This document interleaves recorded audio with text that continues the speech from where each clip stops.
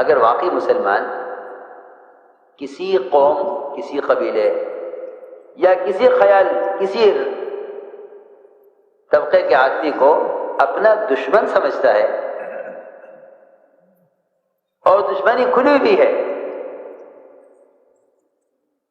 یہاں سوال اس بات کا پیش آتا ہے کہ تم نے اپنے دشمن کے ساتھ وہ معاملہ کیا یا نہیں جو معاملہ محمد صلی اللہ علیہ وسلم کا اپنے ستانے والوں کے ساتھ ہے۔ یہاں سوال انتقام بدلے کا نہیں ہے۔ کیوں؟ اس لیے کہ کام کرنے والوں کی بنیادی چاہت اور ان کے کام کا مقصد ساری انسانیت کو ہدایت پر لانا ہے۔ یہ دشمن کو اگر دوست کی نظر سے نہیں دیکھتے، اور اگر یہ دشمن کو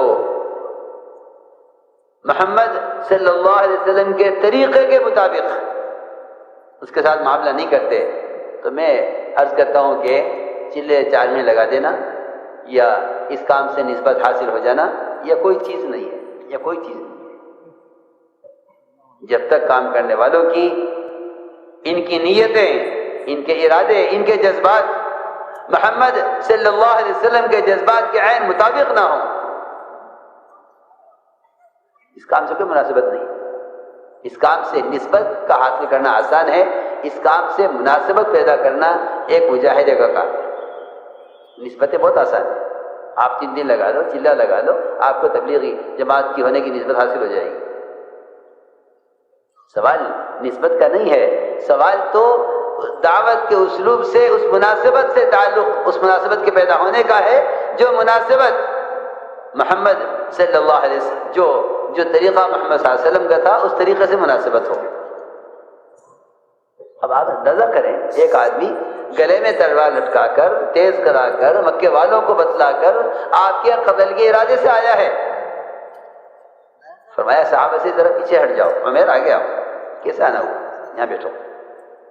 کیسے آنا ہوا؟ میں تو بھائی کو لینے آیا ہوں۔ فرمایا نہیں، سچی بتاؤ کیوں آئے؟ کہ میں تو اسی کے لیے آیا ہوں۔ تلوار کیوں لائے؟ کہ ان تلواروں نے تو بڑا نقصان کیا ہے، کوئی فائدہ نہیں ہوا ان تلواروں سے۔ حالانکہ آئے اسی مقصد سے آئے ہیں کہ آتے آپ پر حملہ کریں گے۔ فرمایا نہیں عمر، تم بتاؤ مکہ مکرمہ سے کعبے پر بیٹھ کر وہاں سے تم کیا فیصلہ کر کے چلے تھے، کیا ارادہ کر کے چلے تھے، اور تم نے مکے میں کیا مشورہ کیا؟ بس اتنا کہنا تھا آپ کا۔ انہوں نے ساری ارادے ان کے ختم ہوئے اور فوراً انہوں نے کلمہ پڑھا، اشہد ان لا الہ الا اللہ و اشہد انک رسول اللہ۔ سوال اس بات کا ہے کہ تمہارا تمہارے دشمن کے ساتھ، تمہارا تمہارے مقابل کے ساتھ، تمہارے لیے برا چاہنے والے کے ساتھ تمہارا معاملہ کیا ہے؟ اگر معاملہ انتقام کا ہے تو یہ نبی کی نسبت نہیں ہے۔ اگر معاملہ انتقام کا ہے تو یہ نبی کی نسبت نہیں ہے، اس سے امت نہیں بنتی۔ اللہ اکبر۔ جب صحابہ کسی کو قید کر کے لے آتے تھے، اور کیونکہ قید کر کے لانا یہ مال لینے یا قتل کرنے کے لیے نہیں ہوتا تھا، بلکہ قید کر کے لانا اپنے ماحول میں رکھنے کے لیے ہوتا تھا، تاکہ یہ ماحول ان کے دل میں اسلام کی رغبت پیدا کرے۔ آپ نے صحیح روایت میں فرمایا کہ تم کسی کو قتل کر کے قید کر کے میرے پاس لاؤ، مجھے اس سے زیادہ محبوب ہے کہ تم اسے مسلمان کر کے میرے پاس لاؤ، بلکہ روایت نے حضرت فرمایا کہ تم ایک آدمی کو دعوت دے کر اس کو مسلمان کر کے میرے پاس لے آؤ، یہ مجھے ہر اس چیز سے زیادہ محبوب ہے جس پر سورج طلوع ہوتا ہے۔ ایک انسان کی قیمت، نبی کہہ رہے ہیں ایک انسان کی، مسلمان کی نہیں کہہ رہا ہوں میں، ایک انسان کی قیمت، ایک انسان کی قیمت بتا رہے ہیں کہ ایک انسان کی یہ قیمت ہے، ایک انسان کی یہ قیمت ہے کہ تم اگر اس کو مسلمان کر کے میرے پاس لے آؤ، تو فرمایا حضور اکرم صلی اللہ علیہ وسلم نے کہ ہر وہ چیز جس پر سورج طلوع ہو رہا ہے، یعنی ساری دنیا، سارے بر و بحر اور جو کچھ اس کے اندر ہے، مجھے اس سب سے زیادہ محبوب ہے تمہارا ایک فرد کو دعوت دے کر اسے مسلمان بنا کر لانا۔ چنانچہ صحابہ اپنے ماحول میں لاتے، جو بیڑیوں میں جکڑا ہوا ہے، جسے خبر نہیں کہ قتل کیا جائے گا یا فدیہ لے کر چھوڑا جائے گا، وہ کہتا ہے کہ ان میں سے جب کسی کے ہاتھ میں روٹی کا ٹکڑا آتا تھا نرم، تو وہ سب سے پہلے مجھے پیش کرتا تھا، یہ ہمارا مہمان ہے۔ اللہ اکبر! ایسا مشرک کیوں نہیں اسلام لا رہے کہ جو ان کے ساتھ ان کے ہاں بندھا ہوا ہے اور سب سے زیادہ اکرام بہتر چیز کو کھلائی جا رہی ہے۔ ہم ابھی ہماری سوچ اور نیتیں بہت محدود، اللہ مجھے معاف فرمائے۔ اب تو کام کرنے والوں میں بھی یہ بات پیدا ہو گئی ہے کہ کون اپنا ہے کون پرایا ہے۔ وہاں یہ بات پراؤ کے غیروں کے لیے بات نہیں تھی، وہاں غیروں کے ساتھ معاملہ اپنوں سے کہیں زیادہ بہتر تھا۔ آپ نے فتح مکہ کے موقع پر انصار کو کچھ نہیں دیا، طلقاء مشرکین ایک مشرک کو 100 اونٹ دیے ہیں آپ نے، 100 اونٹ بتانے کے لیے کہ ہم تم سے فتح مکہ کے موقع پر انتقام لینے کے لیے اور تم سے پچھلے بدلے چکانے کے لیے نہیں آئے ہیں، ہم تمہیں بتلانے کے لیے آئے ہیں کہ ہمیں ملک و مال نہیں چاہیے، ہمیں تمہاری ہدایت چاہیے۔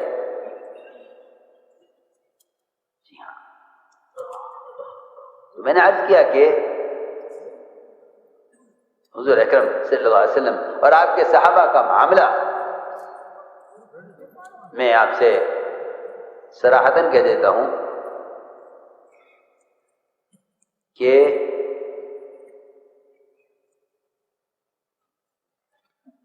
تعصب کسی بھی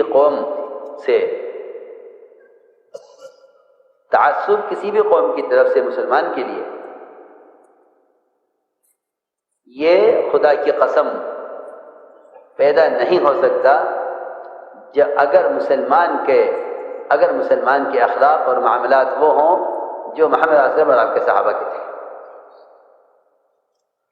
بالکل یہ یقینی بات ہے، میری بات صحیح ہے اور میں اس کو صحیح سمجھتا ہوں، چاہے سمجھ میں آئے یا نہ آئے۔ تعصب کے پیدا کرنے میں ہماری اپنی بد اخلاقی اور ہماری اپنی تنگ نظری اور ہمارے اپنے غیروں کے ساتھ اچھے معاملات اور اچھا معاشرہ اور اچھے اخلاق کا نہ ہونا، یہ تعصب کا سب سے بنیادی سبب ہے، ورنہ یہ ممکن ہی نہیں ہے کہ مسلمان سے کوئی تعصب رکھے۔ وہاں تو کہہ رہے ہیں کأنہ ولی حمیم، کہ تم اگر اخلاق سے پیش آؤ تو یہ تمہارا جگری دوست بنے گا۔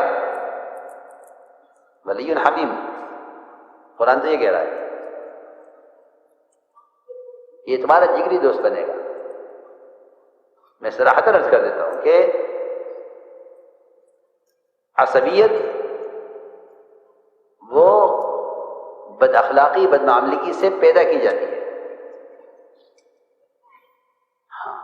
اگر مسلمان یہ اپنے اخلاق اور معاملات میں نبوت کے مزاج پر آ جائے تو میں قسم کھا کر کہہ سکتا ہوں، دعوے کے ساتھ کہہ سکتا ہوں کہ تعصب ختم ہو جائے گا،